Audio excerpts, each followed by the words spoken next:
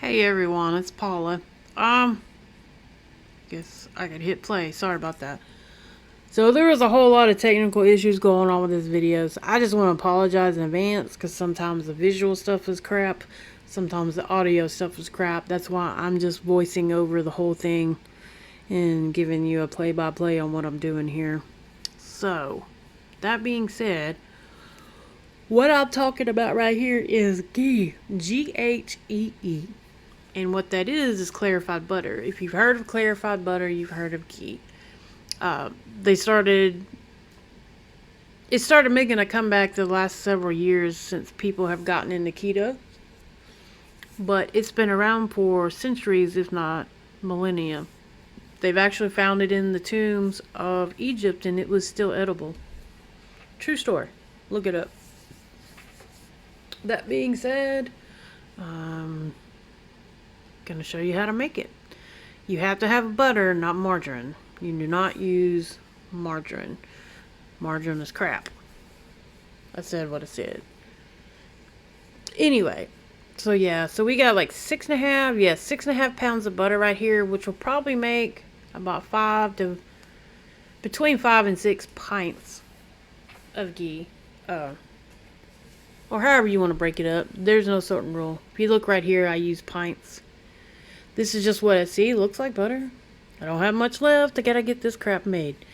So it's one of the best things to cook with, in my opinion. You saute vegetables. You can fry eggs in it. Anything that you would saute or fry in, you can use ghee. I mean, you can't deep fry with it. For one, it would be expensive, and two, shouldn't deep fry anything. I know. Fat girl talking about not deep frying stuff, right? That's because we decided to get on keto and we've been on it a while and we're loving it. I wouldn't say loving it, but it's making us feel better and we are losing some weight. It just takes time. So, no fat shaming on here, please. Thank you.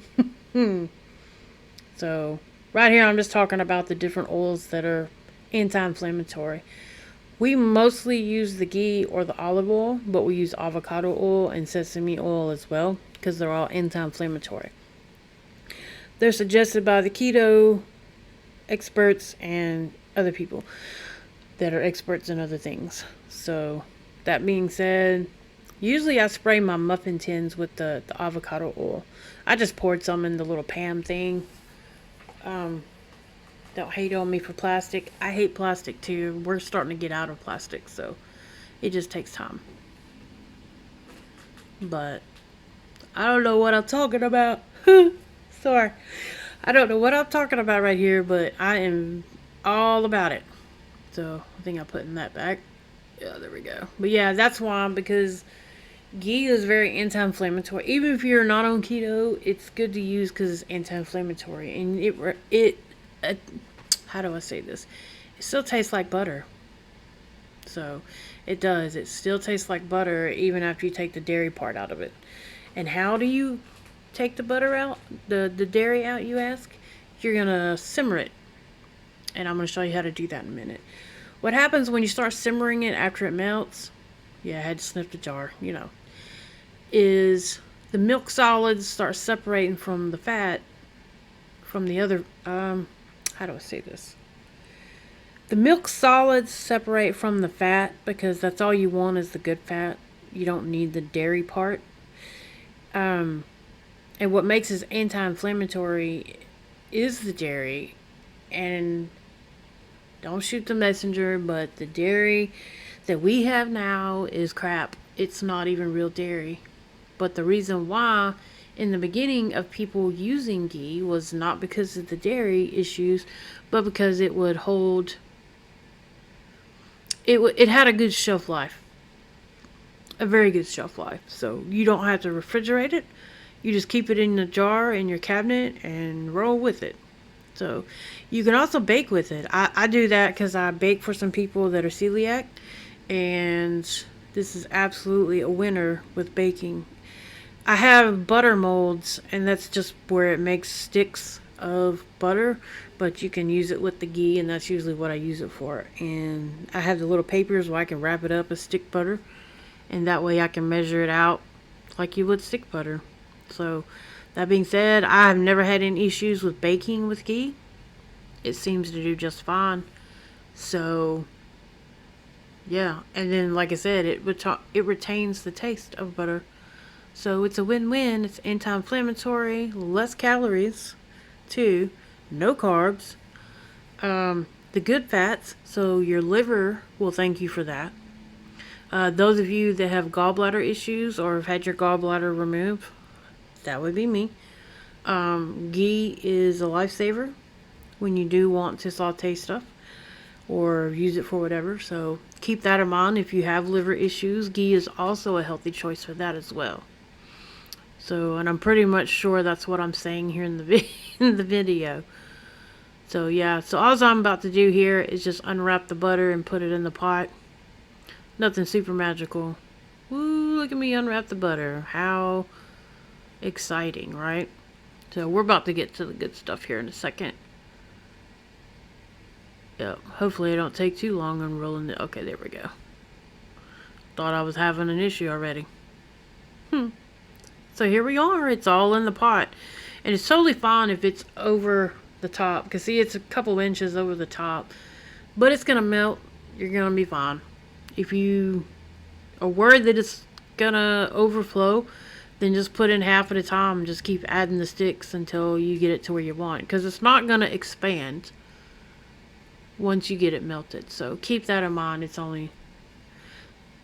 it's not going to expand where it's going to bubble over, because you shouldn't have the heat that high anyway. You should have the heat about medium heat at the most.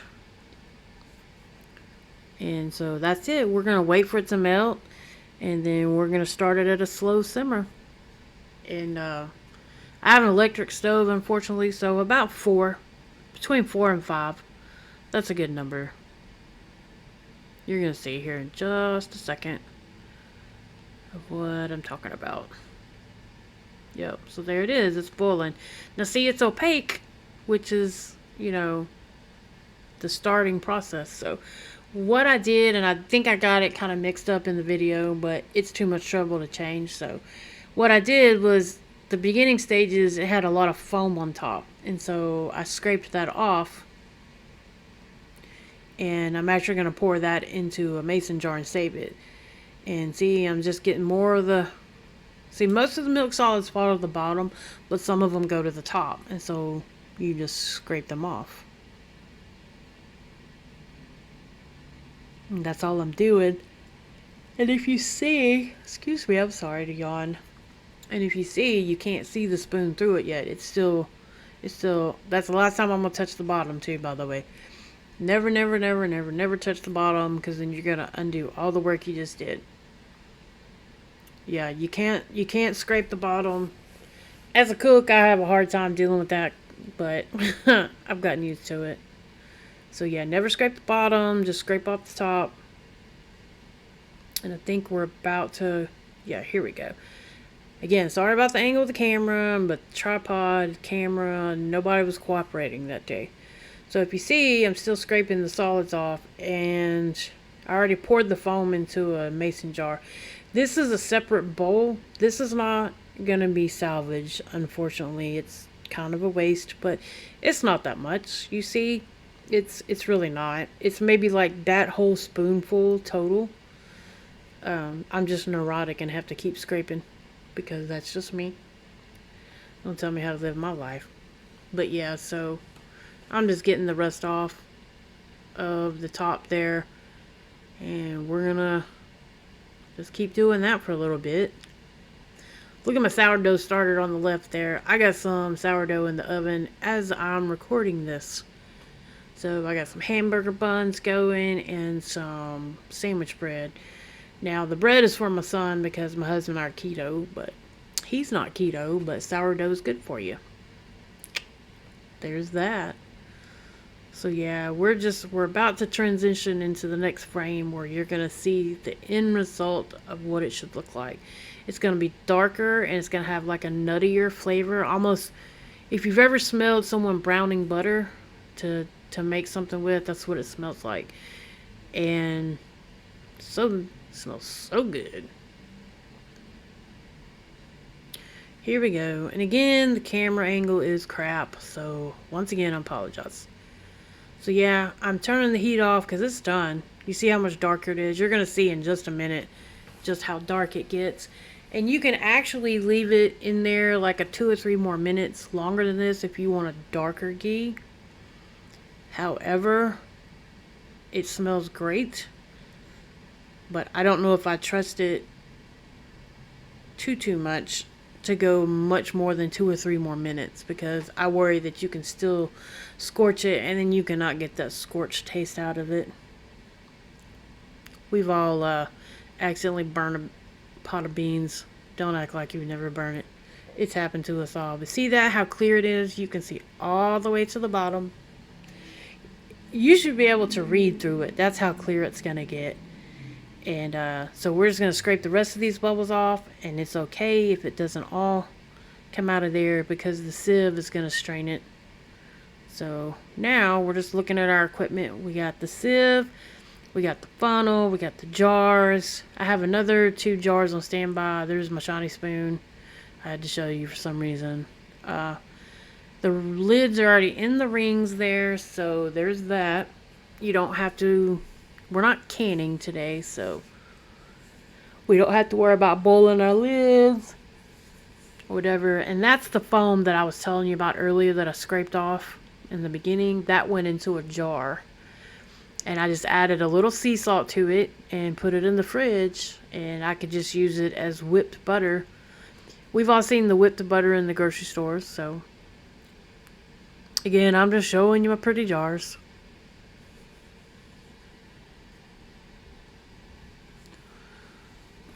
Again, I just want to apologize. The quality of this video is not the best, and I still get my point across. It's just clumsy, right? So these jars, I bet I use those more than any other size. It's just 3 of us, so and that's about it. I'm gonna start with a coffee filter in it, but I don't think I'm gonna need it. Oh, somebody's texting me. So you see, this is the part that I should have put in the front, but it's too much trouble to arrange the frame. So this is the foam that I scraped off the beginning process, and it's butter. It's perfectly fine. You can use it, put a little sea salt in it again, and you scrape it over toast. Spread it over toast or biscuits or whatever. I mean, it's still butter. So here we are. I started with the coffee filter first, but this stuff turned out really great, and I didn't really need it. So you're going to see me in a minute switch after I finish that up. Oh, excuse me. I apologize. Yeah. If you can kind of look over to the right, it should have been more to the right. How clear that stuff is. It's just awesome. Sorry, I get excited about this stuff, y'all. And this, like I said, this stuff will keep forever. Do you know the vegetable oils and the peanut oils that you can buy in the store? For one thing, they're very inflammatory. Doesn't matter how little, how much you use. If you use a tablespoon of it versus a gallon of it, it's still just as bad. This stuff will last forever. Yeah, so I decided to just use the sieve. Mostly I got impatient and was ready to get it done because I had to start supper. Yep. But look how clear it is. You don't need it in this instance. Sometimes you do, sometimes you don't. That's just the nature of the beast. I have had the same brand of butter that I have had to strain it with the coffee filter or cheesecloth, because it still had, somehow the milk solids didn't separate, and so that's the only way to separate it. But this stuff turned out great. It really did.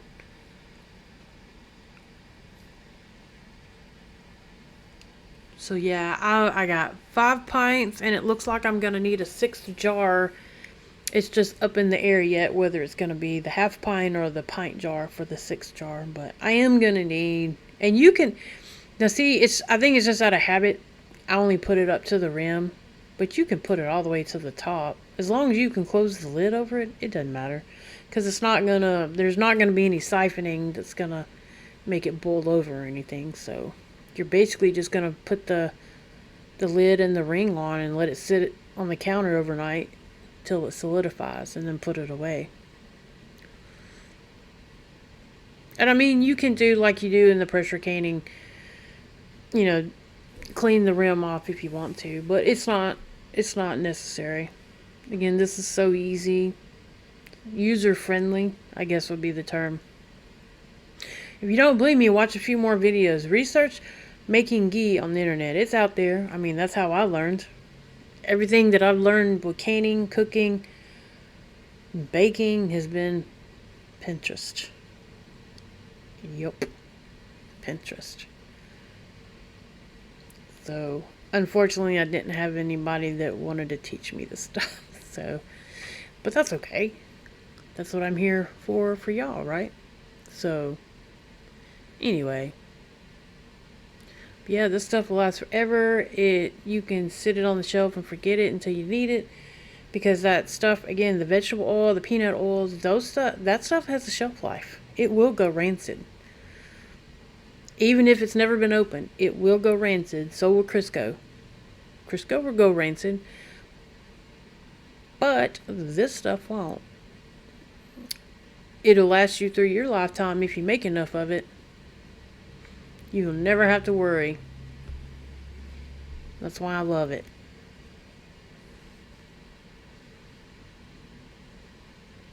Yep. So it's... Do you see? Hopefully this is a good enough angle. It looks like it is. Just how clear it is. And you can see the milk solids that are down at the bottom. Now that looks burnt. It's actually not. And again, I'm going to try to find... I don't know. Maybe I can find a recipe, or I can share a link or something, because I know they make candy with that stuff. I have seen it and I have read about it. It's like a caramel type candy. But yeah, so I'm going to try to put the link in there. And there we are. There's all our jars. Well, 2 of them are out of frame. Again, sorry about that. If you notice, it was a half pint. Let's see. Hopefully. Yeah, shit's hot. Is a half pint, and there are some milk solids at the bottom, but I'm going to use this small jar really quickly because I've got some meal prepping to do in the next couple days, and so I'm going to use that little baby jar up quick so it's not going to spoil or go rancid or anything. And the only reason it would is because of the milk solids. So, woo-wee, excuse me. Sorry about that, y'all. But yeah, so that's it. I'm just putting the lids and the rings on.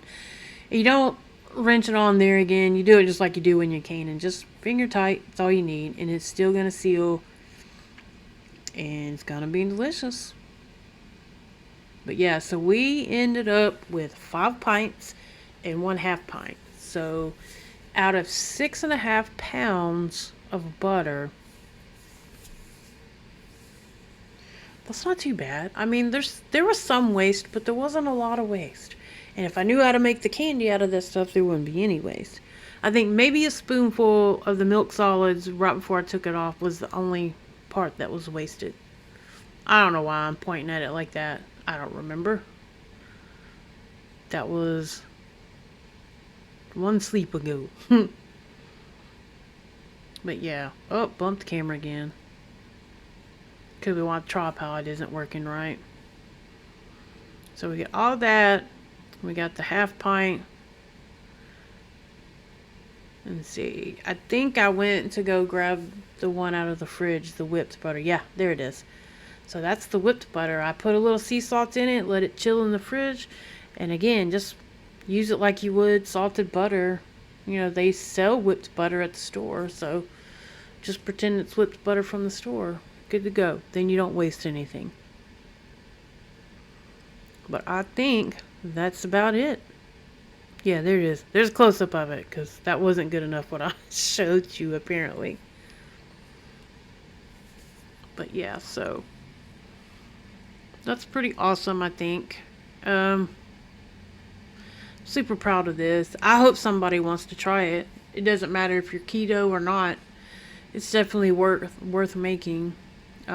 Even better if it's from raw milk.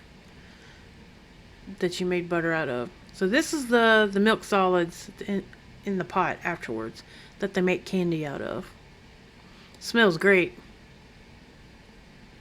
Just saying. Anyway, thank y'all. Have a great one. Bye.